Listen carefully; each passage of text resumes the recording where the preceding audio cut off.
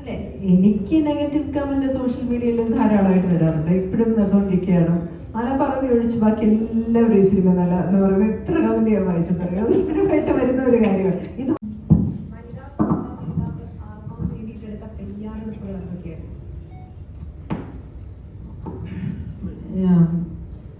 Actually ഞാൻ അതിന് വേണ്ടി മാസ്റ്റർ പീസിന് വേണ്ടി കുറച്ച് വണ്ണം വെച്ചിരിക്കുന്ന സമയത്താണ് മാസ്റ്റർ പീസ് എന്ന് പറഞ്ഞൊരു വെബ് സീരീസ് ഉണ്ടായിരുന്നത്. അതിനകത്ത് കുറച്ച് വണ്ണം വേണമായിരുന്നു. അപ്പോൾ അതിനുവേണ്ടി നല്ല വണ്ണമൊക്കെ വെച്ച് ഇരുന്നപ്പോഴാണ് പിന്നെ മുസ്തഫ എന്നോട് അങ്ങനെ വലിയ ചേഞ്ചൊന്നും വേണമെന്ന് പറഞ്ഞതുകൊണ്ട് ഒരു പ്രത്യേകം ഒരു ശരീരം സൂക്ഷിക്കണമെന്നൊന്നും ഞാൻ മനസ്സിലാക്കിയുമില്ല.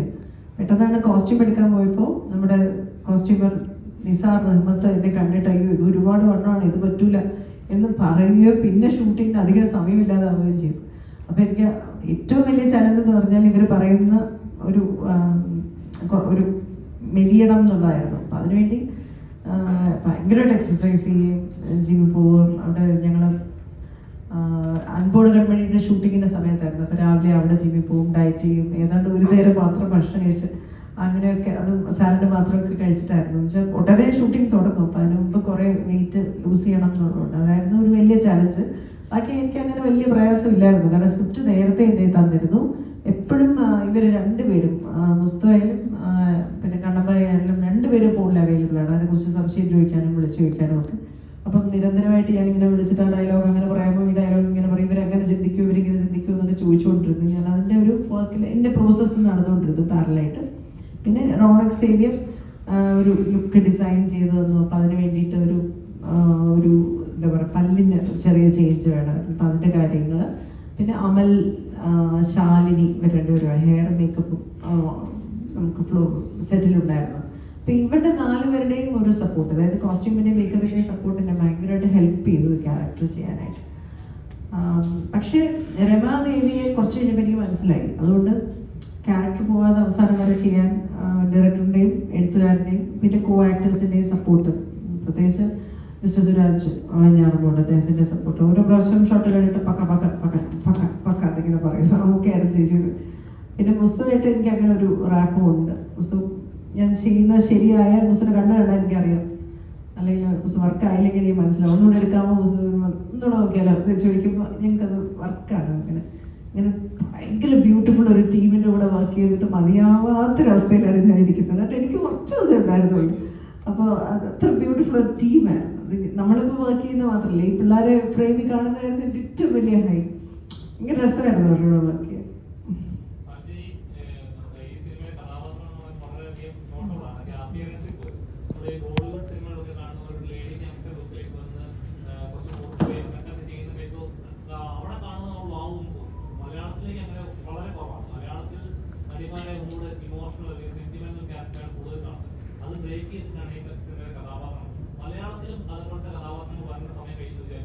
നൂറ് ശതമാനം എനിക്കങ്ങനെ രണ്ടാമതൊരു തോട്ട് പോലും ഇല്ലായിരുന്നു. ഇങ്ങനൊരു സിനിമ ഞാൻ ചെയ്യേണ്ടതുണ്ടോ, നെഗറ്റീവ് ഒരു ക്യാരക്ടർ ചെയ്യേണ്ടതുണ്ടോ എന്നൊരു ആലോചന പോലും എനിക്കുണ്ടായിരുന്നില്ല. ഇപ്പം നമ്മൾ ഈ പുഷ്പയിലേക്ക് നെഗറ്റീവ് അവരൊക്കെ ചെയ്ത ക്യാരക്ടേഴ്സൊക്കെ ഇല്ലേ, അതുപോലത്തെ ക്യാരക്ടേഴ്സ് ചെയ്യാൻ നമ്മുടെ ആക്ടേഴ്സ് ഉണ്ട്.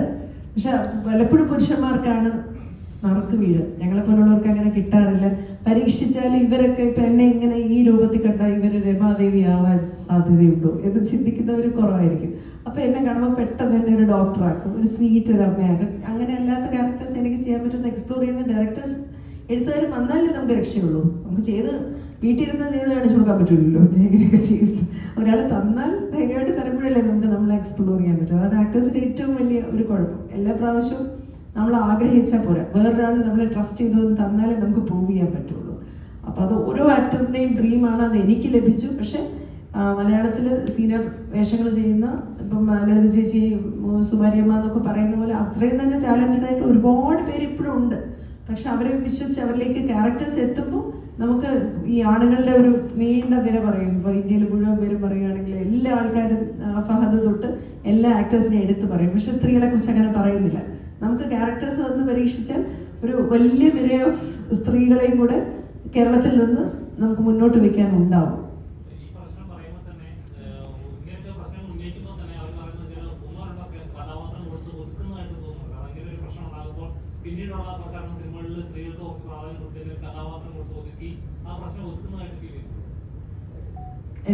അതെനിക്ക് അറിഞ്ഞൂടാ. ഞാൻ ഭയങ്കര എൻ്റെ പേഴ്സണലായിട്ടുള്ള കാര്യം എനിക്ക് പറയാൻ പറ്റും. ഞാൻ ഭയങ്കര ലക്കിയാണ്. ഇപ്പം മാസ്റ്റർ പീസിലെ ആനിയമ്മ, ഓവർ ആക്ടിങ് ആനിയമ്മ, ഭീഷ്മപുരത്തിലെ മോളി എന്ന് പറഞ്ഞ ക്യാരക്ടർ, ARMലെ അമ്മൂമ്മ, അല്ലെങ്കിൽ ആൻഡ്രോയിഡ് കുഞ്ഞപ്പനിലെ സൗദാമിനി എന്നൊക്കെ പറയുന്ന എല്ലാം വളരെ ഡിഫറെൻ്റ് ആയിട്ടുള്ള ക്യാരക്ടേഴ്സ്. പല ഭാഷ, ഡയലക്റ്റ് പറയാൻ പറ്റുന്ന, തിരുവനന്തപുരം മുതൽ കണ്ണൂർ വരെയുള്ള, ഇപ്പം ഈ അൻപോട് കൺമണി ഇറങ്ങാൻ പോകുന്നു, അതിൻ്റെ ഡയലക്റ്റ് തനി തലശ്ശേരിയാണ്. പല ഡയലക്റ്റ് ട്രൈ ചെയ്യാൻ പറ്റിയിട്ടുണ്ട്. ആൻഡ്രോയിഡ് കുഞ്ഞപ്പനിൽ പയ്യന്നൂർ ഭാഷയാണ്, അത് സിങ് സൗണ്ടായിരുന്നു. അപ്പോൾ അങ്ങനെ എനിക്കൊരു പരാതിയില്ല. എന്നെ ഇത്രയെങ്കിലുമൊക്കെ തന്നല്ലോ എന്നൊക്കെയാണ് ഞാൻ ആലോചിക്കുന്നത്. വളരെ ബ്ലെസ്ഡ് ആയിട്ട് ഒതുക്കിയതായിട്ട് എനിക്ക് തോന്നുന്നില്ല. പിന്നെ ഈ പറഞ്ഞ പോലെ ഒരു മാർക്കറ്റിംഗ് പോയിന്റ് ഓഫ് വ്യൂ നിന്നാണല്ലോ എല്ലാവരും കാസ്റ്റ് ചെയ്യുന്നത്. അപ്പോൾ ഒരു സിനിമ കാസ്റ്റ് ചെയ്യാൻ പോകുമ്പോൾ അന്യഭാഷയിലുള്ള ഒരു സ്ത്രീ വന്ന് ഒരു പ്രധാനപ്പെട്ട ഒരു ക്യാരക്ടർ ചെയ്യാനായിട്ട് ക്ഷണിക്കാറുണ്ട്. അതിനവർക്കൊരു വാല്യൂ കൂടുതലുള്ള പോലെ സിനിമയ്ക്ക് മാർക്കറ്റ് ചെയ്യാൻ ഒരു കാര്യമായിട്ട് ഉപയോഗിക്കുമ്പോൾ നമ്മളൊക്കെ ഇവരൊക്കെ ഇവിടെ ഉള്ളതല്ലേ എന്ന് പറയുന്നത്. അപ്പം അങ്ങനെ അല്ലാതെ ഇപ്പം എന്തുകൊണ്ട് ഞാനിങ്ങനെ ആലോചിക്കുക, ഇപ്പം രമാദേവി എന്ന് പറഞ്ഞൊരു ക്യാരക്ടറെ തീർച്ചയായിട്ടും തമിഴിൽ നിന്ന് ഒരാളെ കൊണ്ടുവരാമായിരുന്നു. പക്ഷെ മുസ്തഫയ്ക്ക് എന്നോട് ട്രസ്റ്റ് തോന്നിയതുകൊണ്ടാണ് എനിക്ക് ആ നറുക്ക് വീണത്. അത് മുസ്തഫ ആയതുകൊണ്ട് മാത്രമാണ്. ചിലപ്പോൾ അങ്ങനെ കിട്ടണമെന്നില്ല. അത് ആ പ്രൊഡ്യൂസർ പറയുക പോലെ ഒരു പ്രൊഡ്യൂസർ അത് സമ്മതിച്ചാൽ നമുക്ക് അവരെ ട്രൈ ചെയ്യാം. അല്ലെ അവരൊന്നും വേണ്ട, നമുക്ക് മാർക്കറ്റിങ്ങിന് വർക്കാവില്ല എന്ന് പറഞ്ഞാൽ കഴിഞ്ഞില്ലേ. അപ്പം ഇതൊക്കെ ഇന്റേണലായിട്ട് നടക്കുന്ന ടോക്കാണ്. നമുക്ക് ആക്ടേഴ്സിന് അറിയാനേ പറ്റൂല. അതൊരു ഭയങ്കര ഭാഗ്യമായിട്ടേ ഞാൻ കാണുന്നുള്ളൂ. നമ്മളെ പോലുള്ള ഒരു, ഞാൻ പറഞ്ഞു, എനിക്ക് ഇപ്പോഴും അതൊരു പിച്ച് നോക്കുന്ന പോലെ സിനിമ കണ്ടുകൊണ്ടിരുന്നപ്പോഴും ഇത് സത്യമായിട്ട് ഞാൻ അഭിനയിച്ച് വന്നാണോ എന്നൊക്കെ ഭാഗ്യമാണ്. അങ്ങനെ കിട്ടൂല യൂഷ്വലി.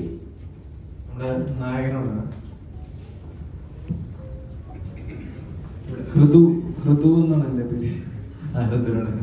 ഹൃദുവിനെ സംബന്ധിച്ചിടത്തോളം ഇപ്പൊ ഈ മുറ സിനിമ ഇറങ്ങി, നോർമലി ഒരു പുതുമുഖം നടനെ സംബന്ധിച്ചിടത്തോളം ഒരു വെല്ലുവിളിയാണ്. ഒരു പടം ചെയ്ത് കഴിഞ്ഞിട്ട് നെക്സ്റ്റിലേക്ക് പോകാൻ ഉള്ള ഒരു സമയമുണ്ട്. ആ സമയത്ത് ഒരു വലിയൊരു ടെൻഷനാണ്, അല്ലെങ്കിൽ അടുത്തത് കിട്ടുമോ, അല്ലെങ്കിൽ അടുത്തത് ഇനി എന്ത് വിഷമായിരിക്കും. അപ്പൊ അങ്ങനെയുള്ള കാര്യങ്ങൾ ഇപ്പൊ അതിലൊന്നും ഇടപെടുക്കാതെ ഈ റീസെന്റ് കഴിഞ്ഞ ദിവസം തന്നെ ഒരു പുതിയ മൂവിയുടെ കൂടെ ജോയിൻ ചെയ്തു. അതെ അതെ.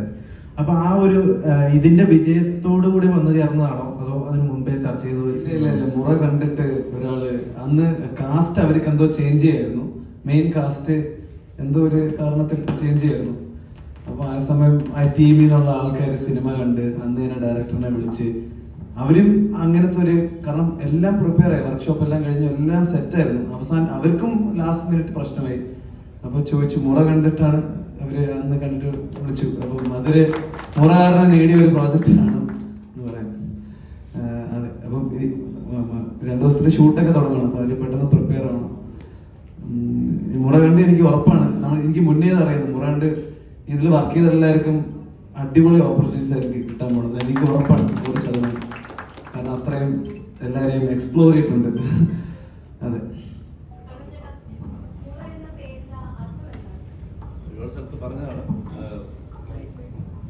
അത് ലെയറൊന്നും മുറ പോലെ വരട്ടെ എന്നും അലമുറയെന്നും പിന്നെ പര്യായ പദങ്ങൾ ഒരുപാടുണ്ട്. അത് നോക്കിക്കഴിഞ്ഞാൽ പിന്നെ ഇതിനകത്ത് നമ്മൾ ഉദ്ദേശിക്കുന്ന കിട്ടേണ്ടത് ഇപ്പം കപ്പേള പോലെ ഒരു ഭയങ്കര പേരായിരുന്നു നമ്മളുടെ ജീവിതമായിട്ട് കണക്ഷനായിട്ട്. അപ്പം അതുപോലെ ഇതിന് ഭയങ്കര കണക്ഷനുണ്ട്.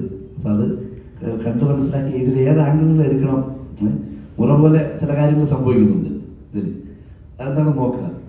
അങ്ങനെ അവസാനം വേറൊരു ആംഗിളുണ്ട്. അപ്പോൾ അത് സ്വയം ഇങ്ങനെ ആലോചിക്കുമ്പോൾ അത് രസമായിരിക്കും തോന്നും. അപ്പം പര്യായ പദങ്ങൾ പറഞ്ഞു പോയിട്ട് കാര്യമില്ല, പ്രധാനപദം പറയുന്നതല്ല, അത് ബാഹ്യമായിട്ടല്ലേ. ആന്തരികമായിട്ട് നമ്മൾ സ്വയം പിടിക്കുമ്പോൾ അതിൻ്റെ ഒരു സുഖമുണ്ടല്ലോ. അത് എന്താണെന്ന് നോക്കി കഴിഞ്ഞാൽ പിന്നെ ഈ പറഞ്ഞ പുസ്തകം മുറപ്പോത്ത് എന്ന് പറയുന്നത് വളരെ ഒരു അതിൻ്റെ എന്താണ് നോക്കിയാൽ അറിയാൻ പറ്റും. അങ്ങനെയുണ്ട്. പക്ഷെ പലതും ഇതിനകത്ത് അലമുറയുടെ ഇതുണ്ട് അമ്മമാരുടെ. പിന്നെ ഈ പറഞ്ഞതുപോലെ പിന്നെ പോത്തിനെ കിട്ടുന്ന മുറപ്പോത്ത് എന്ന് പറയുന്നത് അതിനെയാണ് സാധാരണ കട്ടിയത്. അങ്ങനെയൊക്കെ ഒരു സംഭവങ്ങളുണ്ട്. ഇത് ബാക്കി ഒരു കാര്യം മോഡറേറ്റർ എന്നുള്ളത് ഞാൻ ഒരു കാര്യം ചോദിച്ചിട്ട്, ശ്രീ സുരേഷ് ബാബു നമ്മളെ മൂവി ഗ്രൂപ്പുകളിലൊക്കെ ചർച്ച നടക്കുമ്പോഴേക്കും ഈ മുറ എന്ന് പറഞ്ഞ ചിത്രത്തിൽ ചേച്ചി അവതരിപ്പിച്ച കഥാപാത്രം, രമ എന്നുള്ള കഥാപാത്രം, അതുപോലെ തന്നെ സുരാജ് വെഞ്ഞാറമ്മോട് അവതരിപ്പിച്ച അനി എന്ന് പറയുന്ന കഥാപാത്രം തിരുവനന്തപുരത്ത് യഥാർത്ഥമായി ജീവിതത്തിൽ ഇങ്ങനെ ഉണ്ടായിരുന്ന കഥാപാത്രം എന്ന് പലരും ഇത് ചെയ്യുന്നുണ്ട്. കാരണം പലരും ഇത് ചെയ്യുന്നുണ്ട്. അത്രയ്ക്ക് ഒരു പെർഫോമൻസിലാണോ അതോ അങ്ങനെയുള്ള വല്ല കഥാപാത്രങ്ങളെയും ചേട്ടൻ അഴിച്ചു മാറ്റിയതാണോ? അത് മീഡിയക്ക് മുന്നിൽ പറയാനോ? ഒരാളല്ല, ഒരുപാട് പേരുണ്ട്. ഈ ചേച്ചിയുടെ പ്രത്യേകിച്ച് രമ എന്ന് പറയുന്ന കഥാപാത്രങ്ങളൊക്കെ പലരും അവിടെ ഉണ്ടായിരുന്നു ഇവിടെ ഉണ്ടായിരുന്നൊക്കെ പറഞ്ഞ് കമന്റ് വരുന്നുണ്ട്. അതല്ല പല പല ആംഗിളിൽ ചെയ്യുന്നു. അതിനൊപ്പം ആരും ശ്രദ്ധിക്കാത്തതുകൊണ്ടാണെന്ന് തോന്നുന്നു. എനിക്ക് തന്നെ ഒരു പരിചയമുണ്ട്. എത്ര വർഷം മുമ്പാണ് ഇത് മനസ്സിലേക്ക് വന്നത് ഈ കഥ? മുസ്തു ഞാനുമായിട്ട് ഒരു 15 വർഷത്തെ പരിചയം. അന്ന് ഒരുപാട് കഥകൾ നമ്മൾ പറഞ്ഞു പോയിരുന്നു ആവേശപ്പെട്ട്. അതിന് പിന്നെ കപ്പലിലാണ് ലാൻഡ് ചെയ്തത്. മുസ്തു ഭയങ്കര കോൺഫിഡൻ്റ് ആയിരുന്നു.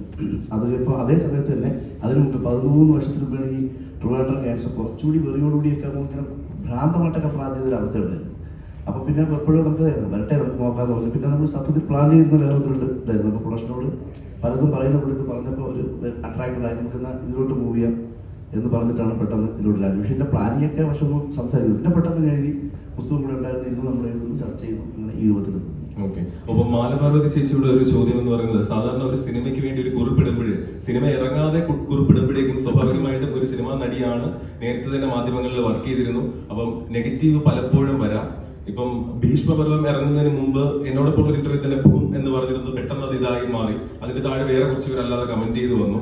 ഇപ്പൊ ഈ സിനിമയ്ക്ക് മുമ്പേ ചേച്ചി ഇട്ട ഇത് ഇങ്ങനെ ആകും എന്ന് നേരത്തെ തന്നെ ചേച്ചി പറഞ്ഞിരുന്നു, പടം ഹിറ്റാവും എന്ന് പറഞ്ഞിരുന്നു. അതിന്റെ താഴെ നെഗറ്റീവ് കമന്റുകൾ വരുന്നുണ്ടായിരുന്നു, പോസിറ്റീവ് വരുന്നുണ്ടായിരുന്നു. എങ്ങനെയായിരുന്നു ചേച്ചി ഈ സോഷ്യൽ മീഡിയയിൽ നെഗറ്റീവ് കമന്റിനെ തരണം ചെയ്യുന്നത്? എങ്ങനെയാണ് ഒരു ആർട്ടിസ്റ്റ് എന്നുള്ള നിലയിൽ?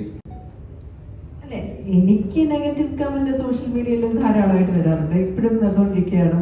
മാലപാർവതി ഒഴിച്ച് ബാക്കി എല്ലാവരും ഈ സിനിമ നല്ല എന്ന് പറയുന്നത് എത്ര കമന്റ് ഞാൻ വായിച്ചെന്നറിയാം. അത് സ്ഥിരമായിട്ട് വരുന്ന ഒരു കാര്യമാണ്. ഇത് വന്നില്ലേ മോനെ എന്നുള്ളതാണ് എൻ്റെ ലൈൻ. വന്നില്ലേ മാലപാർവതി ഒഴികെ ബാക്കി എല്ലാവരും നന്നായിരുന്നു എന്ന് പറയുന്നത്, കമന്റ് വന്നില്ലേ ഇതുവരെ എന്ന് പറയുന്നതാണ് എൻ്റെ ഒരു മാനസികാവസ്ഥ. കാരണം അത് ഭീഷ്മപർവ്വത്തിലുണ്ടായിരുന്നു, അത് കഴിഞ്ഞ് അത് ARM അതുണ്ടായിരുന്നു, RDX അതുണ്ടായിരുന്നു, മാസ്റ്റർ പീസിൽ അതുണ്ടായിരുന്നു. എല്ലാത്തിനകത്തും ഈ ഒരു ലൈൻ ഒരു 10 പേരെങ്കിലും പറയും. ഇതിലും വന്നു.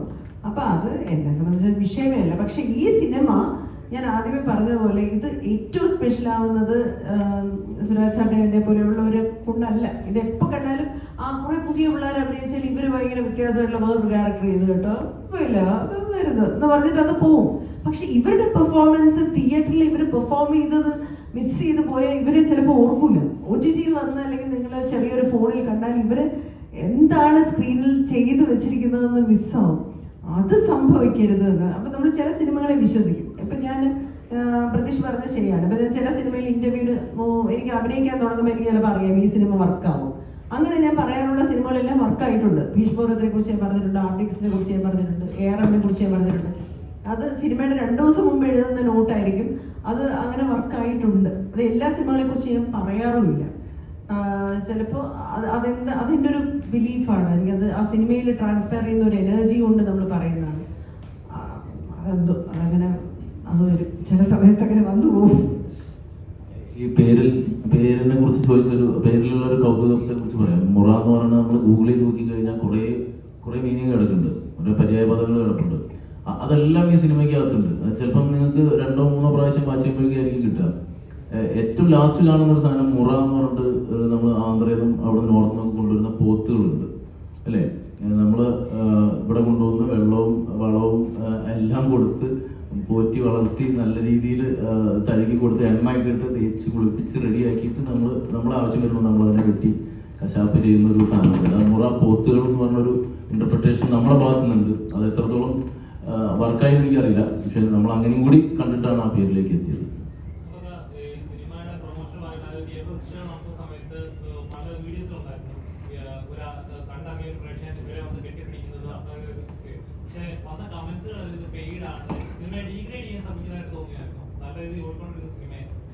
ഒരിക്കലുമില്ല, അത് ഭയങ്കര ജെന്യുവൻ ആയിരുന്നു. നമ്മൾ പറഞ്ഞിട്ട് പോലുമില്ല, തിയേറ്ററിൽ നമ്മൾ വരുന്ന പോലും പറഞ്ഞിട്ടില്ല. ആ സമയത്ത് നമ്മൾ സ്ക്രീനിന്റെ സൈഡിൽ ഇങ്ങനെ ആ എൻട്രൻസിൽ വന്നു നിന്നിട്ട് തിയേറ്ററിൽ ലൈറ്റ് വരുമ്പോൾ മാത്രം അങ്ങനെ 2 3 തിയേറ്ററിൽ നമ്മൾ പോയി. അവിടെ പല രീതിയിലുള്ള റിയാക്ഷൻസ് നമ്മൾ കിട്ടിയിരുന്നു. പക്ഷെ ഇത് നമ്മൾ ഒട്ടും പ്രതീക്ഷിക്കാതെ ഉണ്ടായ ഒരു കാര്യമാണ്. കാരണം ആ പയ്യൻ എവിടുത്തുകാരനാണോ എന്താണോ ഒന്നും നമുക്കറിയില്ല. ഓടി വന്നിട്ട് ഇത് ഈ സെയിം പ്രായത്തിലുള്ള ഇവന്മാരെ കണ്ടപ്പോൾ, സ്ക്രീനിൽ കണ്ട ആൾക്കാരെ പെട്ടെന്ന് ഫ്രണ്ടിൽ കണ്ടപ്പോൾ ഉണ്ടായ ഒരു ജെന്യുവൻ ആയിട്ടുള്ള ഒരു റിയാക്ഷൻ ആയിരുന്നു അത്. നമ്മൾ ഭയങ്കര ഇമോഷണൽ ആയിപ്പോയി ആ സീക്വൻസ് കണ്ടപ്പോൾ. എന്തായാലും ഈ സിനിമയ്ക്ക് അത്തരം ഒരു പെയ്ഡ് പ്രൊമോഷൻ പരിപാടികൾ നമ്മൾ പ്ലാൻ ചെയ്തിട്ടേ സീരിയസ്ലി. ഡയറക്ടറോടാണ് ഇപ്പൊ ഈ കാര്യം പറഞ്ഞ പോലെ തന്നെ നമ്മളെ ജോജുവിന്റെ പണി സിനിമ വന്നപ്പോൾ ഒരു ഭയങ്കര ഒരു വിവാദമായ ഒരു വിഷയം ഉണ്ടായിരുന്നു. ഒരു റിവ്യൂവർ ഭീഷണിപ്പെടുത്തിയവരെ സംബന്ധിച്ചിട്ട്. അപ്പൊ അതിന്റെ ഒരു കാരണം എന്ന് പറയുന്നത് ബലാത്സംഗം കാണിച്ചത് ശരിയായില്ല എന്നുള്ള ഒരു കാരണമാണ് ആ വ്യക്തി പറഞ്ഞത്. അപ്പൊ ഇതിനകത്ത് ഒരു വയലൻസ് രംഗമുണ്ട്. അപ്പൊ അത് ആരെങ്കിലും വിളിച്ചു പറഞ്ഞോ ഇതുപോലെ? ആരെങ്കിലും അത്ര വേണ്ടായിരുന്നു എന്ന് പറഞ്ഞ ആൾക്കാരുണ്ട്, അത് പോരായിരുന്നു എന്ന് പറഞ്ഞ ആൾക്കാരുണ്ട്. സത്യം പറഞ്ഞാൽ എനിക്ക് കാണുമ്പോൾ കുറച്ച് ബുദ്ധിമുട്ട് ഉണ്ടായിട്ടുണ്ടായിരുന്നു. അത് ഷൂട്ട് ചെയ്യുന്ന സമയത്താണെങ്കിലും എഡിറ്റിലാണെങ്കിലും മിക്സിംഗ് ടൈമിൽ ഫൈനൽ സമയത്താണെങ്കിലും. പക്ഷെ അത് ആ സബ്ജക്ട് ഡിമാൻഡ് ചെയ്യുന്നതുകൊണ്ട് മാത്രമാണ് നമ്മളത് അങ്ങനെ വെച്ചത്. ഈ സിനിമ കംപ്ലീറ്റ് എല്ലാവരും നെഗറ്റീവാണ്, ഒരാൾ പോലും നല്ലത് ചെയ്യുന്നില്ല. ഏതാ ഈ സിനിമയിലെ കഥാപാത്രങ്ങളൊന്നും നല്ലത് ചെയ്യുന്നതായിട്ട് തോന്നുന്നില്ല. അങ്ങനത്തെ ആൾക്കാരെ കഥ അല്ലത്. അല്ല, അപ്പൊ ഈ കഥ ഇത്രയും യങ്സ്റ്റേഴ്സ് വെച്ച് ചെയ്തേക്കുന്നതാണ്. അതുപോലെ കണ്ണഞ്ചേർന്നാണ് നല്ല ഫീൽ ഗുഡ് സംഭവം ചെയ്തത്. ഇത് ഭയങ്കരമായിട്ട് വിജയിക്കുമെന്നും ഇത് എന്താ പറയുക, ഇതിൽ ശരിക്കും പറഞ്ഞ ഉദ്ദേശിച്ചത് എന്താണ്? ഇവരുടെ ആക്ടിങ് ആണോ അതോ സമൂഹത്തിന് കൊടുക്കാൻ പറ്റുന്ന എന്തായിരുന്നു യങ്സ്റ്റേഴ്സ് ചെയ്യാൻ പറ്റുന്നത്? കണ്ടാണോ സിനിമ? കണ്ടാണോ? സമൂഹത്തിന് കൊടുക്കാൻ പറ്റിയത് ഇപ്പൊ നമ്മള് സിഗരറ്റിന്റെ പാക്ക് കണ്ടില്ലേ? സിഗരറ്റിന്റെ പാക്കറ്റിന് നമ്മൾ ഭയങ്കര വ്രണം കാണിച്ചിട്ടുള്ള ഒരു സാധനം, ഒരു ഫോട്ടോ വെക്കില്ലേ, എന്നിട്ട് ഇത് വലിക്കരുത് എന്നാണ് പറയുന്നത്. അതുപോലെ തന്നെയാണ്, അത്രേ ഉള്ളൂ. ഈ സിനിമ ചെയ്തു വെച്ചിരിക്കുന്ന കുറെ പ്രശ്നങ്ങളുണ്ട്. ഈ പയ്യന്മാർ ഇതിനകത്തേക്ക് വന്ന ഈ പ്രായത്തിലുള്ള ആളുകൾ ഇത്തരം പരിപാടികൾക്ക് വന്നാൽ ഉണ്ടാവുന്ന ഇമ്പാക്ട് എന്താണ്, അല്ലെങ്കിൽ എഫക്റ്റ് എന്താണ്, അതിന്റെ നഷ്ടങ്ങൾ എന്താണ്, അതിന്റെ പ്രയാസങ്ങൾ എന്താണ്, അതിന്റെ വേദനകൾ എന്താണ്, അത് വേദന അനുഭവിക്കുന്ന പിന്നീടുള്ള ആളുകൾ ആരൊക്കെയാണ്? അമ്മമാരായിരിക്കാം, കാമുകിമാരായിരിക്കാം, ചേച്ചിമാരായിരിക്കാം. ഇതൊക്കെയാണ് നമ്മൾ പറഞ്ഞു പോയിട്ടുള്ളത്.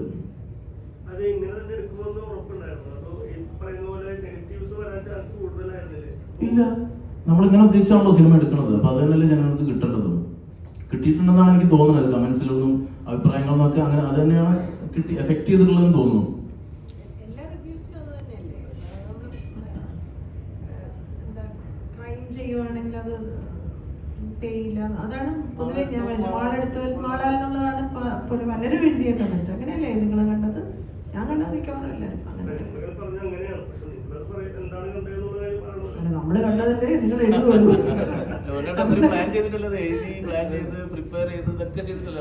ഒരു കലാരൂപം നമ്മൾ ചെയ്യുന്നതിന് അതിന് ഒരുപാട് ഇന്റർപ്രിട്ടേഷൻസ് ഉണ്ടാവട്ടെ. എന്ത് പലതുണ്ടാവട്ടെ, അത് ഓപ്പൺ ടു ഓഡിയൻസ് ആണല്ലോ. ഇനി ഇത് നിങ്ങളുടേതാണ്.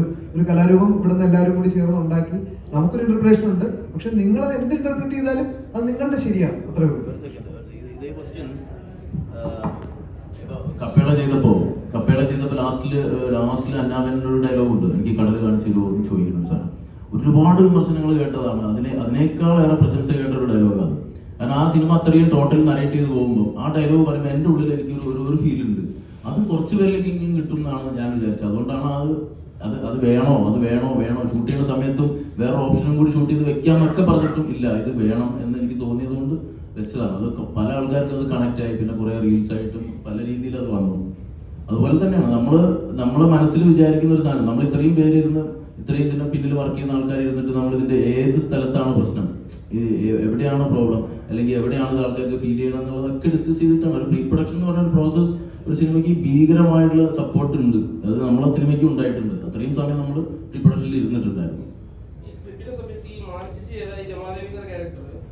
മാലപ്പാർവതി തന്നെ ചെയ്യണം എന്ന് ഫസ്റ്റ് തുടക്കം മുതലുണ്ടായിരുന്നോ അതോ പിന്നെ തിരിച്ച് പുറത്തുനിന്ന് ആരെങ്കിലും അങ്ങനെ സമീപിച്ചിട്ടാണോ ചേച്ചിയുടെ അടുത്ത് എത്തിയത്?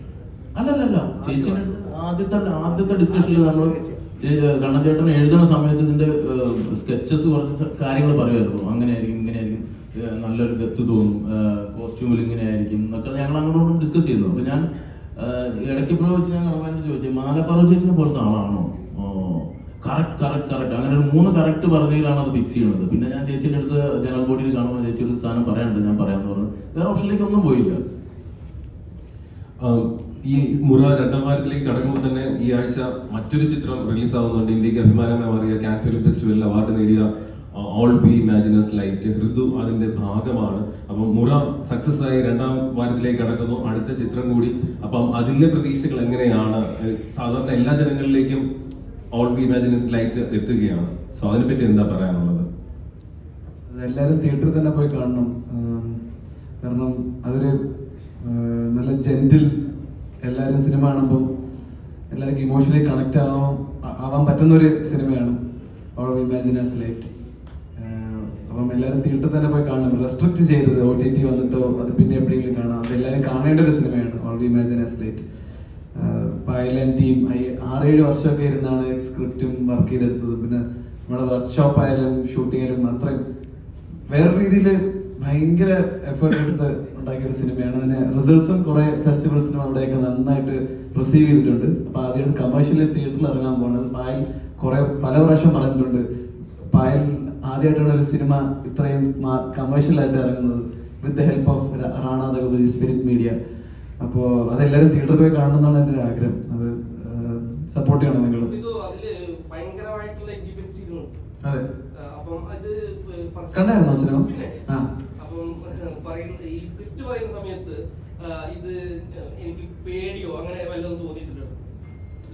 ഇത് ഇറങ്ങിക്കഴിഞ്ഞാൽ ഇതിനെ പറ്റി ചർച്ചകൾ ഉണ്ടാവുമെന്നോ അല്ലെങ്കിൽ ഇതിന്റെ കട്ട്സ് വരുന്നോ അങ്ങനെ എന്തെങ്കിലും? അതെന്തായാലും കാണുമല്ലോ.